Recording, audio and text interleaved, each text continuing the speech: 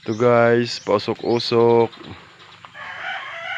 para maalis yung mga insekto dito sa tinatanom ng aking pinakamamahal na asawa. Ayan, nagwawalis siya. Nahihiya yan guys, humarap. Ayan na guys.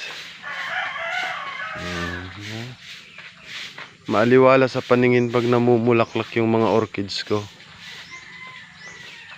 Kaso lang ngayon, dapat araw-araw mapausukan mo.